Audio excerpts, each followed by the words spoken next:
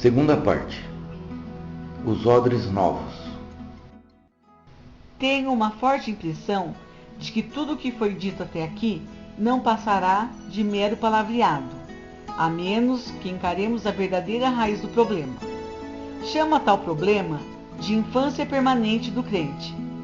O que adianta falarmos em reconhecer a Cristo como Senhor, ou em servi-lo como escravos, ou em derramar nosso amor e louvor em atos concretos para o seu novo reino, se não somos capazes de mudar, crescer, avançar, passar desse estágio infantil que prolongamos tanto? É disto que trata a segunda parte deste volume.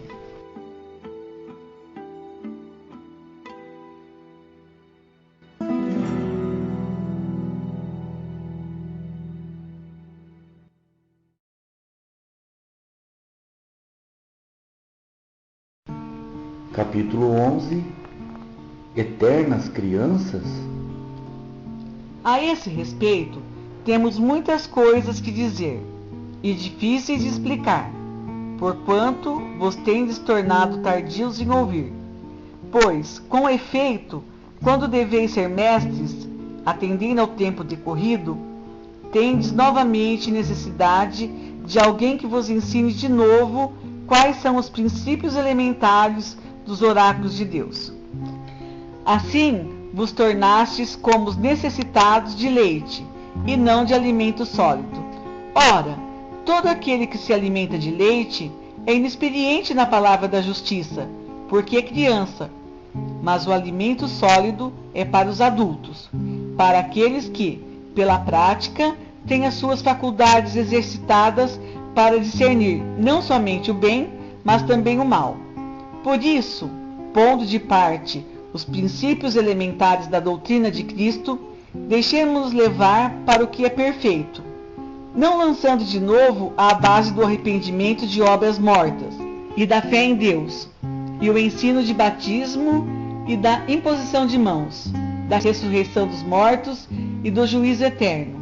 Isso faremos se Deus o permitir. Hebreus 6, versículo 3. Recebi um grande choque na primeira vez que Deus me revelou como eu e minha igreja éramos infantis. Quando iniciei meu ministério naquela igreja de Buenos Aires, ela contava com 184 membros. Começamos a trabalhar imediatamente. E após 2 anos de muita organização e trabalho de expansão, chegamos à cifra de 600 membros. Havíamos triplicado o nosso número. Eu assistira a muitos congressos de evangelismo e pusera em prática na igreja tudo o que aprendera de novo. Estávamos orgulhosos de ter como nosso ministro de educação religiosa um pastor graduado por uma escola superior nos Estados Unidos. Nossa escola dominical era das melhores. A união de jovens estava muito bem, como também os grupos de adolescentes, rapazes e moças, a união de homens e todos os outros departamentos da igreja. Nosso sistema de assistência aos recém-convertidos também era muito bom. Tínhamos formulários de números 1, 2, 3 e 4, um para cada categoria: homens, mulheres, crianças, judeus, árabes, qualquer tipo imaginável. Mantínhamos um registro de todas as nossas chamadas telefônicas e todas as visitas realizadas, e estávamos fazendo campanhas de assinaturas de várias publicações cristãs. Os cartões de decisão eram uma ficha que nos fornecia exatamente o nível em que cada pessoa se achava, se já havia sido batizada, etc, etc. A liderança da denominação ficou tão impressionada com tudo isso que fui convidado a ser o orador oficial de 2 congressos para divulgar nosso sistema de assistência aos convertidos e distribuir amostras de nossos formulários entre os pastores. Entretanto, bem no fundo, eu sentia que alguma coisa não estava certa. Tudo parecia correr bem, desde que eu trabalhasse 16 horas por dia. Mas, quando eu relaxava o ritmo, os resultados diminuíam. Isso começou a perturbar-me. Por fim, resolvi parar. Reuni a junta diretora da igreja e disse-lhes: tenho que me afastar 2 semanas para orar. Parti para o interior e entreguei-me à meditação e oração. O Espírito Santo começou a quebrantar-me. A primeira coisa que ele me disse foi: Juan, aquilo que você tem nas mãos não é uma igreja, é um negócio. Não entendi o que ele queria dizer. Você está promovendo o Evangelho do mesmo modo que a companhia Coca-Cola vende seu produto, disse ele. Está fazendo o mesmo que o Reader's Digest faz para vender seus livros e revistas. Está empregando todas as técnicas aprendidas na escola. Mas aonde está a minha mão em tudo isso? Fiquei sem saber o que responder. Tinha que reconhecer que a minha igreja funcionava mais como uma empresa do que como um corpo espiritual. Depois, o Senhor me revelou outra coisa. Vocês não estão crescendo, disse ele. Vocês pensam que estão, porque subiram de 200 para 600 membros, mas não estão crescendo realmente, estão apenas engordando. O que queria aquilo dizer? Tudo que você conseguiu foi agrupar mais pessoas da mesma qualidade das que já havia. Ninguém está amadurecendo em Cristo. O nível permanece o mesmo. Antes, vocês contavam com 200 bebês espirituais e agora contam com 600. Era verdade. Não podia refutar nenhuma sequer daquelas palavras. Em decorrência disso, continuou o Senhor, o que vocês têm é um orfanato e não uma igreja. Ninguém ali tem pai, espiritualmente falando. Você não é pai deles, é apenas um atarefado diretor de orfanato. Está conservando as luzes acesas, está pagando as contas e enchendo as mamadeiras de leite. Mas nem você, nem ninguém está atuando como pai espiritual para aquelas criancinhas. Mais uma vez ele tinha razão. Quando voltei para casa, comecei a notar inúmeras evidências dessa infância permanente. Não somente em minha própria igreja, mas em todo o corpo de Cristo. Uma prova disso era que as orações eram sempre as mesmas. É de se supor que, se uma pessoa está se desenvolvendo em seu relacionamento com o Senhor, as coisas que ela diz agora devem ser bem diferentes de quando ela foi salva. Mas isso não acontece. Suponhamos que eu converse com minha esposa do mesmo modo que fazia quando nos conhecemos. Lembro-me do primeiro dia. Ela era membro de minha igreja e finalmente eu lhe disse: Irmã Marta, gostaria de dizer-lhe algumas palavras em particular. Está bem, pastor, respondeu. Onde deseja ir? Quando nos achávamos a sós, eu falei: Irmã Marta, não sei se já notou, mas tenho com você um sentimento diferente que não tenho pelas outras irmãs da igreja. Suponhamos que, agora, após mais de 12 anos de vida conjugal e 4 filhos, eu chegasse em casa e lhe dissesse: Irmã Marta, gostaria de dizer-lhe algumas palavras em particular. Não sei se já notou, mas tenho para com você um sentimento diferente que não tenho pelas outras irmãs da igreja. Dificilmente eu faria isso. Nós já evoluímos em nossa forma de diálogo e já deixamos para trás aquele estágio inicial. Entretanto, na igreja, o nosso povo faz as mesmas orações de sempre e canta os mesmos hinos. o diálogo nunca passa daquele estágio inicial. Outra evidência dessa infância são as divisões que há na igreja. Paulo disse aos crentes de Corinto que o fato de uns se apegarem a Pedro, a Apolo e a ele próprio era sinal de imaturidade espiritual. Os coríntios estavam brigando entre si. Eram partidários, cada um de um pregador. Mas pelo menos estavam na mesma igreja. Em nossa época, nós não conseguimos nem divergir bem. Pertencemos aos mais diversos grupos e nos reunimos em templos separados e falamos mal uns dos outros. Se os coríntios eram bebês em Cristo, nós nem nascemos ainda. E em vez de melhorarmos, estamos piorando. A cada ano que passa, existem mais denominações. O corpo de Cristo nunca esteve tão repartido. Outra prova de imaturidade é que estamos sempre mais interessados em receber do que em dar. Somos exatamente como criancinhas, constantemente querendo que o Senhor nos abençoe, que Ele faça isto ou aquilo para nós, que nos cure, que nos dê felicidade, nos dê dinheiro. Nunca paramos de pedir: papai, me dê dinheiro, me dê isso, me dê aquilo. A pessoa madura sabe dar. Dar é um atributo de um adulto.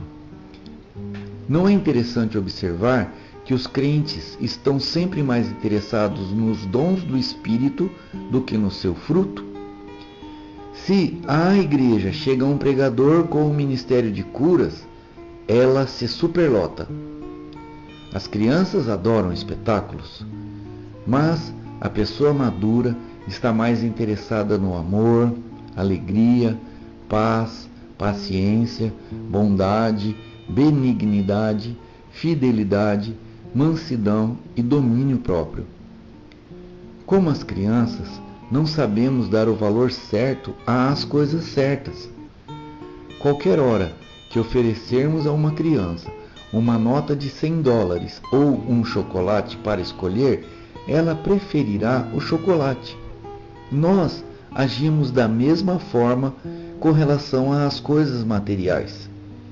Sempre preferimos uma bela casa ou um carro novo, uma bela conta no banco, a quaisquer bênçãos espirituais. Isso porque nosso conceito de valores não é amadurecido.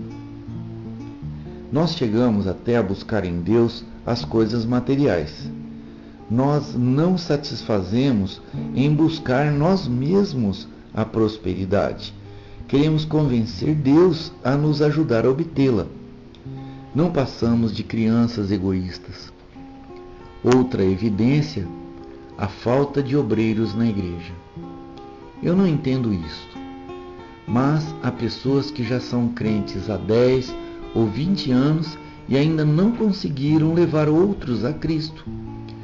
O máximo que fazem é convidar alguém para assistir ao culto. Por que não vem à nossa igreja? Temos um belo templo, todo carpetado, assentos confortáveis, ar-condicionado, e o pastor é uma excelente pessoa. Por que não vem comigo? Se a pessoa aceita o convite, ele pensa que cumpriu o seu dever. Pastor, trouxe um amigo ao culto. Daqui para frente, o resto é com o senhor. E assim, o pastor tem que pregar o evangelho, ganhar aquela pessoa para Cristo, batizá-la e cuidar dela daí por diante. É interessante notar que Paulo não batizou quase ninguém. Ele escreveu o seguinte aos coríntios: dou graças porque a nenhum de vós batizei, exceto Crispo e Gaio. Também a casa de Estéfanas. Além destes, não me lembro se batizei algum outro.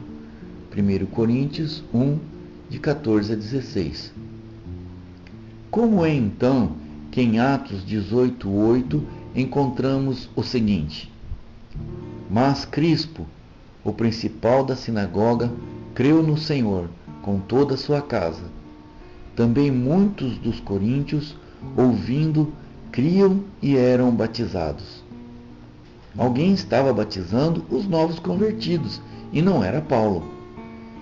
Deve ter sido Crispo ou Gaio e outros pais espirituais, os quais logo depois passavam a cuidar do desenvolvimento de seus filhos espirituais. Todos os domingos nós pregamos o ABC da salvação. As pessoas aceitam e nós as colocamos na classe de catecúmenos para se instruírem nas doutrinas a respeito da igreja, batismo e outras doutrinas fundamentais. Mas quem cuida delas depois disso? Quando acabam o curso da classe, já estamos prontos para iniciar o doutrinamento de outro grupo, deixando aqueles primeiros sem qualquer orientação complementar para se desenvolverem até alcançar a maturidade espiritual. Não é de se admirar que percamos tantos deles. Não podemos nos espantar de os resultados de nossas campanhas parecerem diminuir. Os novos crentes, permitam-me dizê-lo claramente, aborrecem-se na igreja. Todo domingo é a mesma coisa, os mesmos hinos no coro, a mesma pregação. Satanás não tem a mínima dificuldade em atraí-los de volta para o reino das trevas. De quem é a culpa? Essas pessoas nos ouvem sempre dizendo que elas precisam crescer. Mas como, se elas não são alimentadas com outra coisa a não ser leite? O leite é um bom alimento, mas só serve por pouco tempo. Depois, a criancinha precisa de outras substâncias mais nutritivas.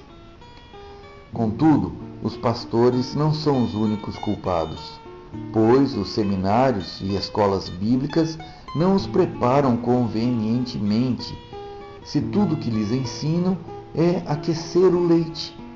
Quem é o culpado, então?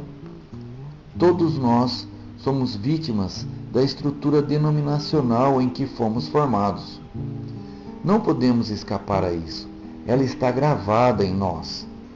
Mas podemos nos forçar a parar e pensar no que estamos fazendo. Se não pararmos nossa interminável ronda de atividades para perguntar a Deus se Ele está nisso ou não, então seremos realmente culpados. Foi-me difícil parar. O telefone tocava de manhã até à noite. Eu tinha de estar constantemente lubrificando o maquinismo de minha igreja, uma máquina que eu próprio montara, senão ela se desintegraria. Na Argentina, os pastores ainda são mais solicitados do que os de outros lugares, pois estão entre as poucas pessoas que possuem automóveis, e assim nos tornamos nos motoristas particulares de todo mundo. Temos de levar os doentes para o hospital e assim por diante, além de nossos próprios deveres. Mas, graças a Deus, um dia eu parei. E isso provocou uma revolução em minha igreja. Pela primeira vez, eu não estava apresentando o meu programa ao Senhor e dizendo: Senhor, abençoa meus planos. Agora eu dizia: Senhor, o que queres que eu faça? É incrível o número de planos que um pastor faz e não realiza. Eu já visitei muitas igrejas e ouvi pastores dizerem: no mês que vem vamos iniciar um novo programa de atividades.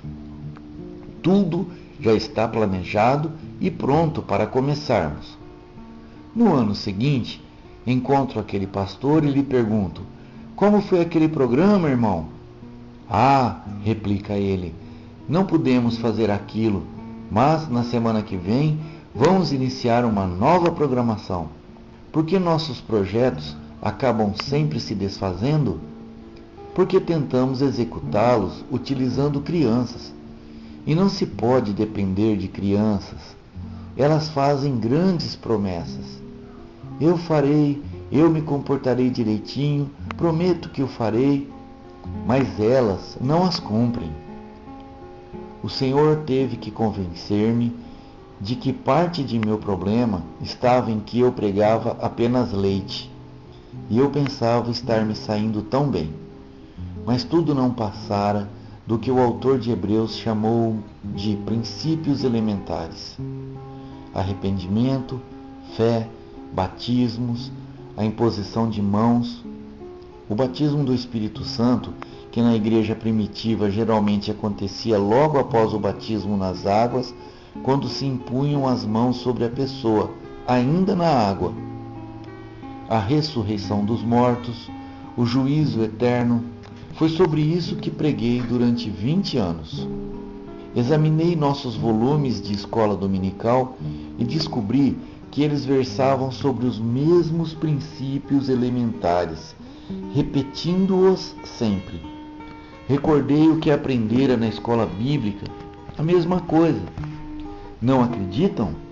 Leiam o índice de qualquer compêndio de teologia. Haverá um capítulo sobre a Bíblia, outro sobre Deus, outro sobre o homem, depois sobre a salvação, depois o Espírito Santo e, finalmente, escatologia. E isso é tudo, nada além dos princípios elementares dos oráculos de Deus, como diz nossa versão. Eu pertencia a uma denominação que se orgulhava de pregar sobre 4 temas: salvação, batismo do Espírito Santo, cura e a segunda vinda de Cristo. Chamávamos a isto Evangelho completo. Outros substituem o item 2, batismo do Espírito Santo, por santificação. Como é que isso pode ser chamado de Evangelho completo, se o autor de Hebreus diz que é elementar? Não quero ter a pretensão de criticar ninguém.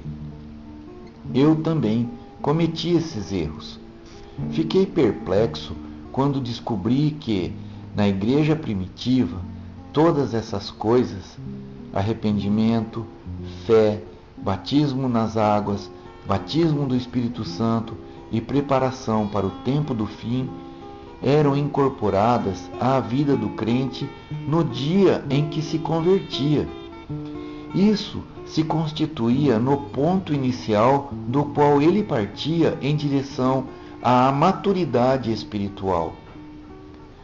Há pouco tempo, um pastor de outra denominação me disse: "Ah, pastor Ortiz, eu agora estou penetrando águas bem profundas. Estou penetrando em uma nova dimensão do Evangelho que nunca pensei existir." "O que aconteceu, irmão?" indaguei. "É que agora estou falando em línguas", respondeu. "Isto não é nada", repliquei. "Na igreja primitiva, eles falavam em línguas no dia em que eram salvos." "Você pensa que atingiu o ponto máximo de sua carreira espiritual? Ainda está nos primeiros passos, como a maioria dos crentes." Fiquei muito chocado certo dia quando o rapaz de minha igreja me disse: "Irmão Juan", disse ele, "sabe de uma coisa? Eu observei que depois que me converti há 1 ano atrás, aprendi muito nos primeiros 6 meses, mas de lá para cá parece que sei tudo que todos os outros sabem. Estou apenas me mantendo no mesmo nível. Não estou me desenvolvendo como aqueles primeiros meses." "Por que seu pastor não lhe dava nada além de leite?" Comecei procurando descobrir o que poderia ser este alimento sólido. Vi que Paulo disse aos coríntios que não podia dar-lhes alimentos sólidos porque ainda eram bebês e, logicamente, seu regime alimentar era constituído apenas de leite. Sobre que fala ele em 1 Coríntios? Imoralidade na igreja, contendas entre irmãos, problemas conjugais, carne sacrificada a ídolos, insubordinação, vestuário das mulheres, observação errada da ceia do Senhor, dons espirituais, a ressurreição dos mortos e sobre como se levantar ofertas. Nada a não ser leite, disse Paulo. Mas ele nos deu uma pequena amostra de alimento sólido no capítulo 2. Entretanto, expomos sabedoria entre os experimentados, não, porém, a sabedoria deste século, nem a dos poderosos desta época, que se reduzem a nada, mas falamos a sabedoria de Deus em mistério, outrora oculta, a qual Deus preordenou desde a eternidade para a nossa glória. Mas, como está escrito, nem olhos viram, nem ouvidos ouviram, nem jamais penetrou em coração humano o que Deus tem preparado para aqueles que o amam. Mas Deus nos revelou pelo Espírito, porque o Espírito a todas as coisas prescruta, até mesmo as profundezas de Deus. Porque qual dos homens sabe as coisas do homem, senão o seu próprio Espírito que nele está? Assim também as coisas de Deus ninguém as conhece, senão o Espírito de Deus. Ora, nós não temos recebido o Espírito do mundo, e sim o Espírito que vem de Deus, para que conheçamos o que Deus nos foi dado para que conheçamos o que por Deus nos foi dado gratuitamente. Disso também falamos, mas não em palavras ensinadas pela sabedoria humana, mas ensinadas pelo Espírito, conferindo coisas espirituais com espirituais. Ora, o homem natural não aceita as coisas do Espírito de Deus, porque lhes são loucura, e não pode entendê-las, porque elas se discernem espiritualmente. Porém, o homem espiritual julga todas as coisas, mas ele mesmo não é julgado por ninguém. Pois, quem conheceu a mente do Senhor que o possa instruir? Nós, porém, temos a mente de Cristo. 1 Coríntios 2, de 6 a 16. Mas, no verso que se segue, 3:1, ele volta a dirigir-se às crianças em Cristo. A que é que Paulo se refere nesse capítulo 2? Mais adiante, ele discorre acerca de sua jornada aos comandos centrais do universo, onde ouviu palavras inefáveis, as quais não é lícito ao homem referir. 2 Coríntios 12, versículo 4. Que será que Deus revelou a Paulo nessa ocasião? Ele não o incluiu em seus escritos do Novo Testamento. Devemos lembrar que as epístolas foram escritas com o propósito de corrigir erros nas igrejas. Elas não apresentam o veio principal do ensino apostólico, mas somente as corrigendas. Nós não sabemos tudo o que Paulo ensinou enquanto estava em Corinto, Antioquia, Troas, Tessalônica e em outras cidades. Sobre o que versa o livro de Romanos? Sobre arrependimento. Hebreus, como está claro pela passagem que citamos no início desse capítulo, foi formulado de modo bem simples para que os bebês não se engasgassem. Em nossos seminários, Romanos e Hebreus são epístolas muito profundas, cujo estudo só é feito no 3º ano. Não é muito animador constatar que nós ainda nem bebemos uma parte do leite que está ao nosso dispor, nem digerimos o que já bebemos. O que faremos com a sabedoria que não pertence a este século?